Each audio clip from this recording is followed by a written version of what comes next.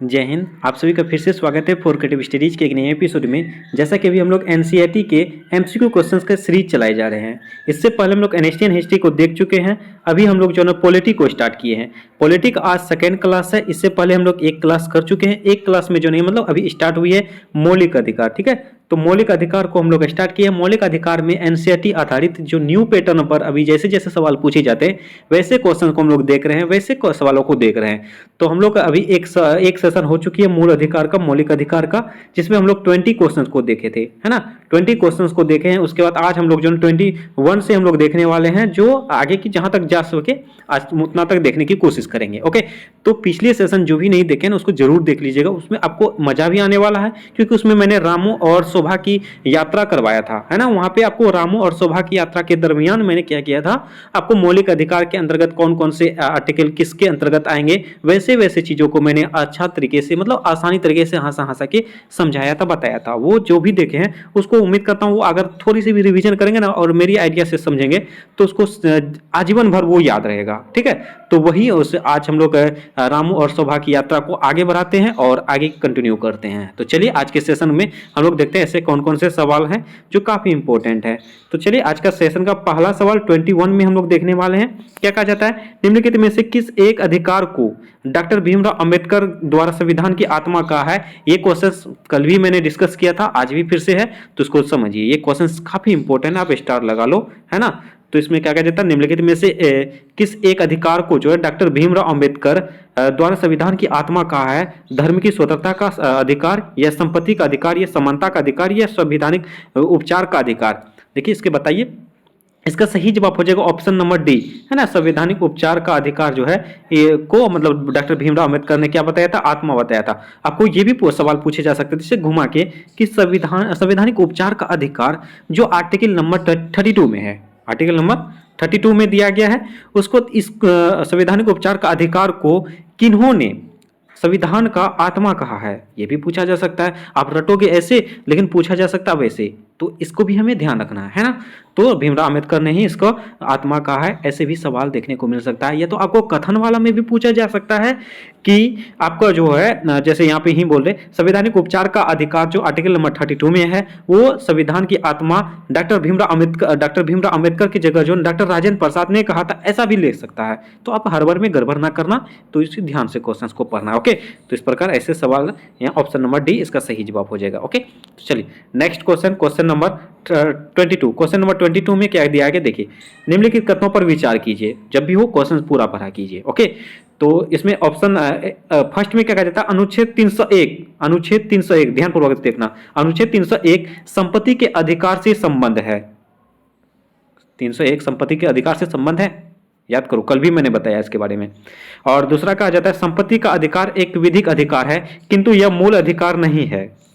ठीक है, उसके बाद कहा जाता है आपका तीसरा में कहा जाता है भारत के संविधान में अनुच्छेद 300 ए उस समय केंद्र में कांग्रेस सरकार द्वारा 44वें संविधान संशोधन से अंत स्थापित किया गया था। उसके बाद कहा जाता है उपरोक्त कथनों में से कौन सा सही है ना। सही के बारे में आपको ढूंढना है, इसमें से कौन कौन से सही हो सकते हैं, ये तीनों में से कौन कौन सही हो सकता है, कौन गलत हो सकता है, इसको ढूंढना है ना। तो देखिए इसके पहली बात तो आपका संपत्ति का अधिकार जो है 301 में तो है, लेकिन 301 में नहीं है, 301 का ए में है ना। 301 का ए में है। इसका बारे में मैंने आपसे कमेंट में पूछा भी था कल के सेशन में, है ना। तो ये इस प्रकार तो एक नंबर तो होगा नहीं, है ना। एक नंबर तो होगा नहीं। तो इस तरह से ऑप्शन देखो 3 तो हट ही गया और डी भी हट गया, तो बचा और 2 और 3। 2 में क्या है, संपत्ति के अधिकार एक विधिक अधिकार है किंतु यह मूल अधिकार नहीं है। मूल अधिकार नहीं, बिल्कुल सही है, ये विधिक अधिकार तो है लेकिन मूल अधिकार नहीं है। क्यों, क्योंकि ने इसको जो ना क्या है 44वें संविधान संशोधन 1978 के द्वारा मूल अधिकार से यानी कि मौलिक अधिकार से हटाकर 301 के संपत्ति 301 के ए में मतलब इसको ऐड कर दिया गया। तो इस प्रकार ये सही है, 2 सही है। ठीक है, तो 2 सही है। उसके बाद भारत के संविधान के अनुच्छेद 301 ए उस समय केंद्र में कांग्रेस सरकार द्वारा 44वें संशोधन, ये भी गलत है। इस प्रकार केवल 2 सही है, ये ओनली 2 सही है, मतलब केवल ए, ऑप्शन नंबर ए इसका सही जवाब हो जाएगा, है ना। देखिए क्या कहा जाता है, अनुच्छेद 301 व्यापार व व्यवसाय के अधिकार से संबंधित है। ठीक है, उसके बाद ये जो यहाँ पे दिया गया था क्या, संपत्ति के अधिकार से संबंधित था, लेकिन वहां पे 301 का ए अगर देता तो वो भी ऑप्शन नंबर सही होता है ना।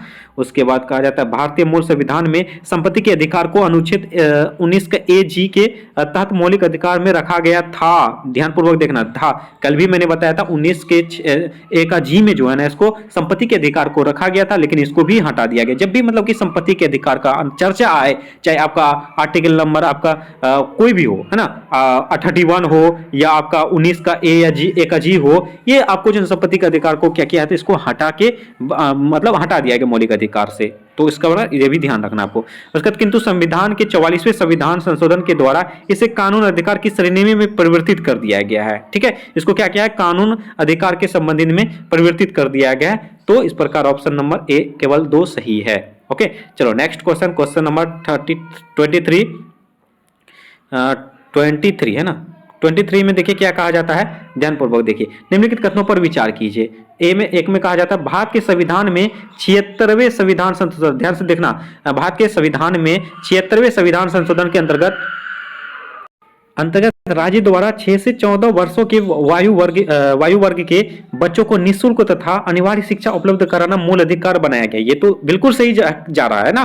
तो ये जो कह रहा है सही है, लेकिन आपको ध्यान देना है कुछ बातों पर। अब क्या है, अब ध्यान देना, ठीक है। उसका नेक्स्ट ऑप्शन भी देखते हैं हम लोग। पहले सर्व शिक्षा अभियान के अंतर्गत ग्रामीण क्षेत्रों में कंप्यूटर दीक्षा दिलाने का प्रावधान है।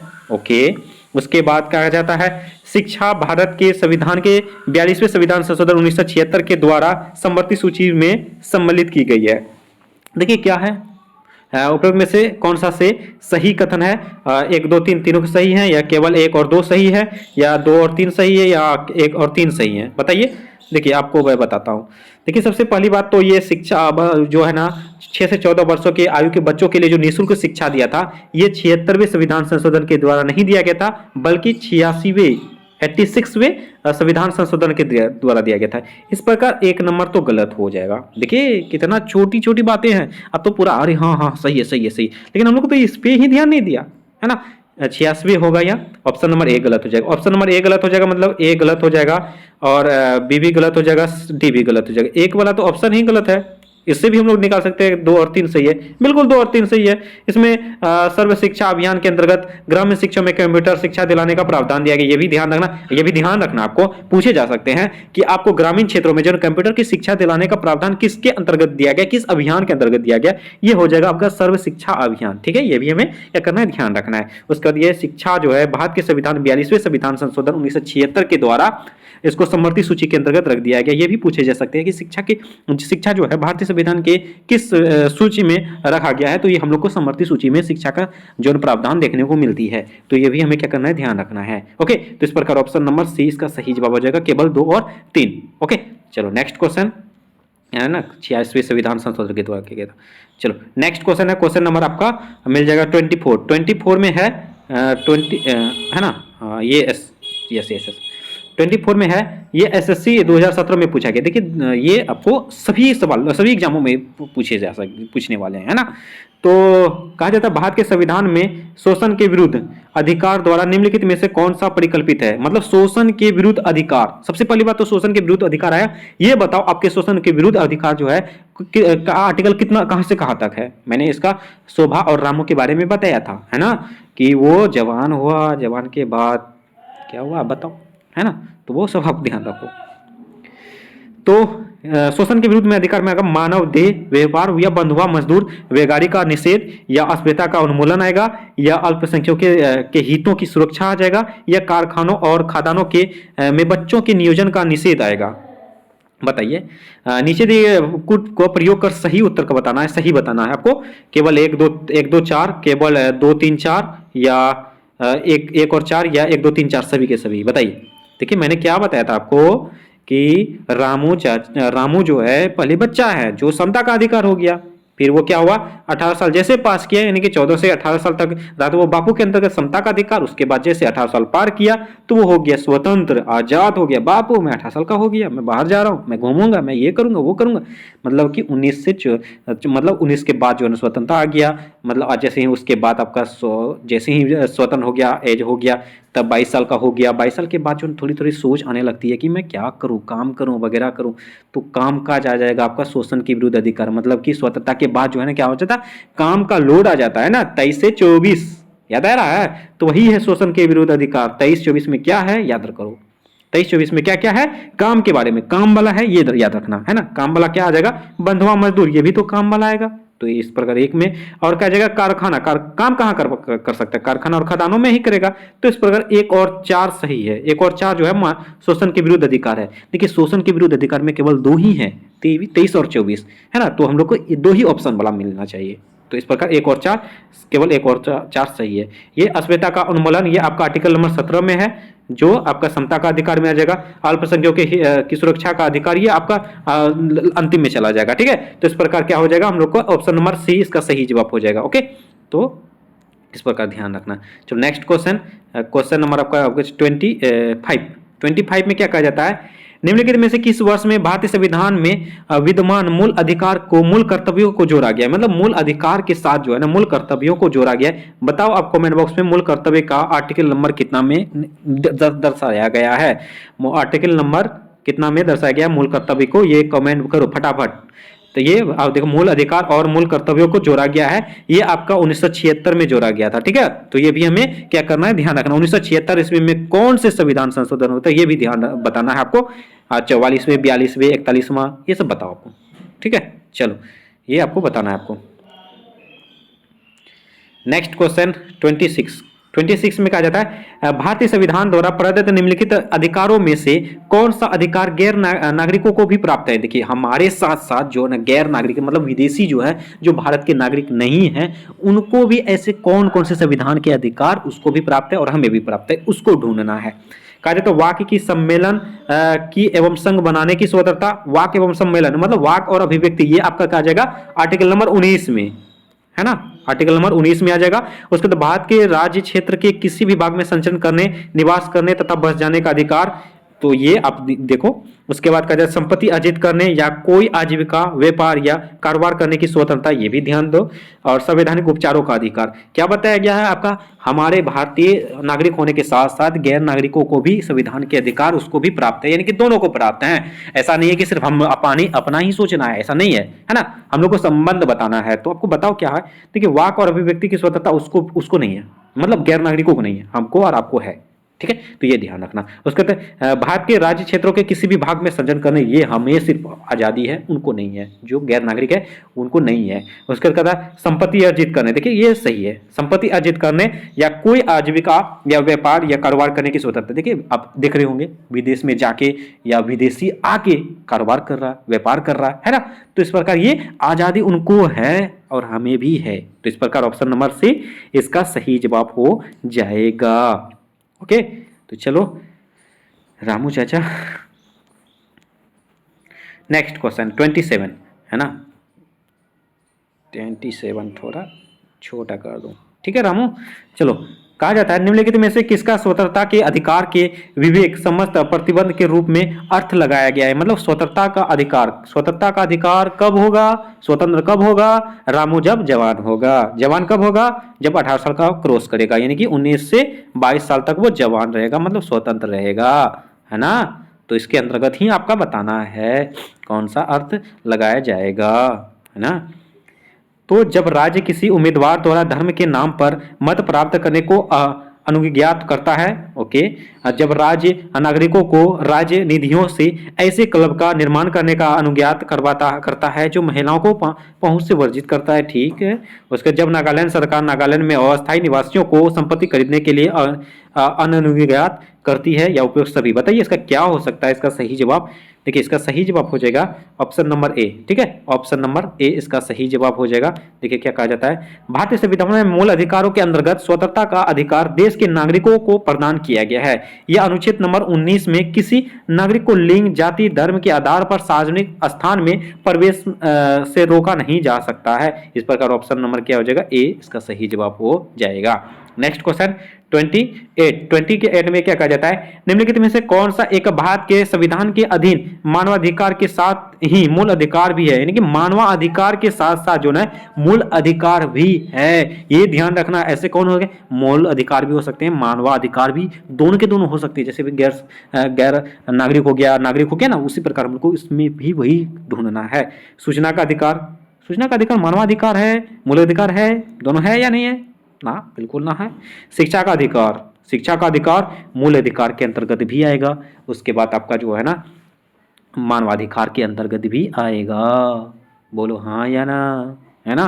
फिर काम पाने का अधिकार, उसके बाद आवास का अधिकार, ये सब तो है, आवास पाने का ये सब, लेकिन आपका दोनों के दोनों में नहीं निकलता है, तो इस प्रकार क्या हो जाएगा, ऑप्शन नंबर बी, बोलो हाँ या ना, है ना। ऑप्शन नंबर 20 का सही जवाब हो जाएगा। शिक्षा का अधिकार जो है ना मूल अधिकार के साथ साथ मानवाधिकार भी है। ओके, चलो नेक्स्ट क्वेश्चन नंबर आपका 29। क्वेश्चन नंबर 29 में हम लोग देख रहे हैं क्या कहा जाता है, निम्नलिखित मूल अधिकारों में कौन सा एक भारत भूमि में एक विदेशी का भी उपलब्ध है, एक विदेशी का भी उपलब्ध है ना।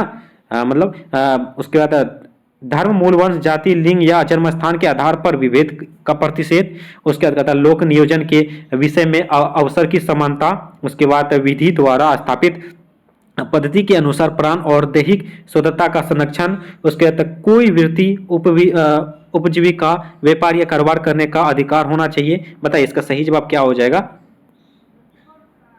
है ना। इसका सही जवाब क्या हो जाएगा, ऑप्शन नंबर सी, है ना। विधि द्वारा स्थापित पद्धति के अनुसार प्राण और दैहिक स्वतंत्रता की संरक्षण, ये आपका विदेशी का भी उपलब्ध है ना। भूमि में एक विदेशी उपलब्धि है। जैसे भारतीय संविधान में 6 मौलिक अधिकार उल्लिखित हैं, ठीक है, 6 है, पहले 7 था, उसको बाद संपत्ति के अधिकार को हटा दिया तो बचा 6।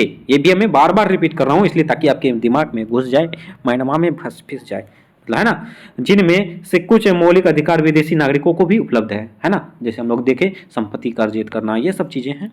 ओके, नेक्स्ट क्वेश्चन नंबर 30 में क्या कहा जाता है, 30 में है आपका वाक स्वतंत्रता और अभिव्यक्ति स्वतंत्रता का अधिकार, यानी कि वाक स्वतंत्रता के साथ साथ तो अभिव्यक्ति की स्वतंत्रता, जो ये आपके बात कहा जा रहा है आर्टिकल नंबर 19। देखिए आपके मूल अधिकार में सबसे इंपॉर्टेंट आर्टिकल कौन कौन से हो जाएगा, आपका 14 हो जाएगा, 19 हो जाएगा, 21 हो जाएगा और 32 हो जाएगा। इसको आपको कंठस्थ रखना है, चाहे जैसे भी हो, बार बार आएगा, देखा ना कितना आया, 14, 19, उसके बाद 21 और 32, ये काफी इंपॉर्टेंट है, परीक्षा में पूछे जाते हैं, है ना। उसके बाद कहा जाता है भारत की प्रभुत्ता और अखंडता के आधार पर निर्बंधित या न्यायालय की अवमानना के आधार पर निर्बंधित या विदेशी राज्यों के साथ मैत्रीपूर्ण संबंधों के आधार पर निर्बंधित या आपका अल्पसंख्यकों को संरक्षण करने के आधार पर निर्बंधित। बताइए आर्टिकल नंबर 19 में क्या आ सकते हैं। आर्टिकल नंबर 19 में याद रखना उसी 19(1)(f) जो है जी को हटा दिया, एफ को हटा दिया गया था, है ना, ठीक है। तो वही बात इसमें कही जाती है कि वाक और स्वतंत्रता का अधिकार के अंतर्गत कौन कौन से आएंगे। तो इसमें देखिए, इसमें 1 और 2 3 ये तीनों के तीनों आएंगे। ओके, ऑप्शन नंबर ए इसका सही जवाब हो जाएगा। आप स्क्रीनशॉट ले सकते हो, इसके बारे में मैंने कई बार चर्चा किया। मैंने आपको लिस्ट जो है ना ABCDE, F तो हट गया, जी सबके सब आपको कल के सेशन में भी बताया था। ये आपका 19 में है, वाक स्वतंत्रता और अभिव्यक्ति की स्वतंत्रता के अंतर्गत आपका ये सब आएंगे, है ना। तो वही बात इसमें सिर्फ से रिपीट की है। Next question 31। Next question number 31 में क्या कहा जाता है कि निम्नलिखित कथनों पर में से सही बताना है आपको। भारत में अनुच्छेद 32 अधीन संवैधानिक उपचार केवल मूल अधिकार के मामले में उपलब्ध है, ध्यानपूर्वक सुनो, और उन अधिकारों के मामले में नहीं जो संविधान के कुछ अन्य उपबंधों से अनुमानित है। देखिए क्या आर्टिकल 32 जो है वो केवल मूल अधिकारों के उपचारों का मतलब कि अधिकार रखता है, या तो सभी के सभी संविधानों में, कोई भी संविधान में 32 लग सकता है। जैसे क्या बताया था मैंने, आप टेलीग्राम चैनल पे भी मैंने एक क्विज मतलब पोस्ट किया था, रामू का मतलब मूल अधिकार हनन होता है तो वो किस आर्टिकल के अंतर्गत वो उच्च न्यायालय जाएंगे, तो उसके बारे में बताना है। अगर इसी में आपका ये बोल देगा कि जैसे आर्टिकल नंबर मान के चलो मूल कर्तव्य, ठीक है, मूल कर्तव्य का किसी व्यक्ति के साथ हनन हो रहा है, तो क्या वो 32 के अंतर्गत वो उच्च न्यायालय जा सकता है, हाँ या नहीं, कमेंट बॉक्स पे बताओ। इसी में आंसर है, बिल्कुल नहीं जा सकता यार, ये केवल मूल अधिकार का ही है। तो इसमें आप ये बिल्कुल सही है, ये केवल मूल अधिकार का उपचारों का जो है ना प्रबंध करता है, बाकी किसी संविधान के लिए नहीं। ओके, तो हर चीज का लिमिट होता है, ये हमें ध्यान रखना है। ओके, तो इसका उच्च न्यायालय और उच्चतम न्यायालय और उच्च न्यायालय दोनों केवल मूल अधिकारों के प्रबंधन के प्रयोजन में बंदी, प्रत्यक्षीकरण, परमादेश, प्रतिषेध, उत्प्रेषण और अधिकार परीक्षा से रीट जारी कर सकते हैं। देखिए ये तो है आपका, ये जो ना आपका बंदी, प्रत्यक्षीकरण हो गया, परमादेश हो गया, प्रतिषेध, उत्प्रेषण और अधिकार परीक्षा जो है ना, ये आपका सिर्फ केवल उच्च न्यायालय और उच्चतम न्यायालय ही नहीं करते हैं, ये आपका 32 के अंतर्गत आता है ना। तो इस प्रकार ये गलत है। ओके, ये केवल यही नहीं करेगा, यहाँ केवल शब्द दिया गया, मैंने कल के सेशन में भी बताया था, केवल पे ध्यान रखना, केवल ले डूबेगा आपको, है ना। तो इस प्रकार ये गलत है। ये आपको मैं बता देता हूं ये बंदी प्रत्यक्षीकरण क्या होता है। देखिए बंदी प्रत्यक्षीकरण का शाब्दिक मतलब अर्थ इसका जो ना कैद करना, यह शरीर को प्रस्तुत करना। ओके, बंदी प्रत्यक्षीकरण का कैद करना यानी कि प्रस्तुत करना, शरीर को प्रस्तुत करना। उसके बाद परमादेश, परमादेश का मतलब होता है कि किसी को आदेश देना, मतलब सरकार के द्वारा, न्यायालय के द्वारा जो आदेश दिया जाता है ना, तो वो है आदेश होता है। उसके बाद प्रतिषेध, प्रतिषेध का मतलब हो जाता है मना करना, इनकार करना, ठीक है। उसके बाद उत्प्रेषण, उत्प्रेषण का मतलब होता है सूचना देना, प्रमाणित करना। ओके, ध्यानपूर्वक मेरी बातों को सुनिए, क्या क्या मैं बोल रहा हूं। और उसके बाद अधिकार परीक्षा जो है ये आपका प्राधिकृत का वारंट के द्वारा किया जाता है। वारंट के मतलब वारंट इशू नहीं होता, वो होता है आपका अधिकार परीक्षा के में रीट जारी करता है। इस प्रकार केवल एक सही है ये, अगर इसमें जो है ना आपका 32 में रहता, रीट जो है ना 32 ही जारी करता है। टोटल 5 रीट जारी करता है। कौन कौन? बंदी प्रत्यक्षीकरण हो गया, परमादेश हो गया, प्रतिषेध हो गया, उत्प्रेरण हो गया और अधिकार परीक्षा, जिसको मतलब ये सब जो है ना रीट कौन जारी करता है? 32 जो संविधानों का उपचार का अधिकार बताया गया है वो इसका जारी करता है, ना कि उच्चतम न्यायालय और उच्च न्यायालय। यहाँ केवल दिया गया था, इसीलिए ये गलत है। ऑप्शन नंबर इसका सही जवाब हो जाएगा, ऑप्शन नंबर ए इसका सही जवाब हो जाएगा। ठीक है, तो ये हमें ध्यान रखना है। चलो नेक्स्ट क्वेश्चन, क्या कहा जाता है इसमें? कथन और कारण वाला है। ठीक है, यहाँ पे अच्छा ये पहले ही ऑप्शन दे दिया है। ऑप्शन आपको तो ये पता ही होगा कि ए और दोनों के दोनों कथन सही है और सही स्पष्टीकरण है ना। ये ध्यान रखना। आगे है यहाँ। चलो यहाँ पे है दोनों कथन सत्य है, लेकिन आर ए का सही स्पष्टीकरण नहीं है। मतलब पहले वाला दोनों के दोनों सही के साथ साथ स्पष्टीकरण भी है। तो ये सब आपको पता ही है ना, ज्यादा समय बर्बाद ना करना। कथन एक में कहा जाता है मौलिक अधिकार लोगों के अधिकारों और स्वतंत्रताओं की सरकार की विधायी एवं कार्यपालिका पक्षों के अतिक्रमण से रक्षा करते हैं। बिल्कुल सही है, बिल्कुल सही है, कई बार हम लोग पढ़े इसको, है ना। उसके बाद कहा जाता है मौलिक अधिकार नागरिकों के अधिकार की गारंटी देता है। ये भी बिल्कुल सही है। मतलब ये दोनों के दोनों सही है। सही होने के साथ साथ जो मौलिक अधिकार का जो है ये स्पष्टीकरण भी करते हैं। इस प्रकार ऑप्शन नंबर ए इसका सही जवाब हो जाएगा। कथन 1 और 2 दोनों के दोनों सही है और सेकंड जो है आपका पहला का आपका सही स्पष्टीकरण भी है।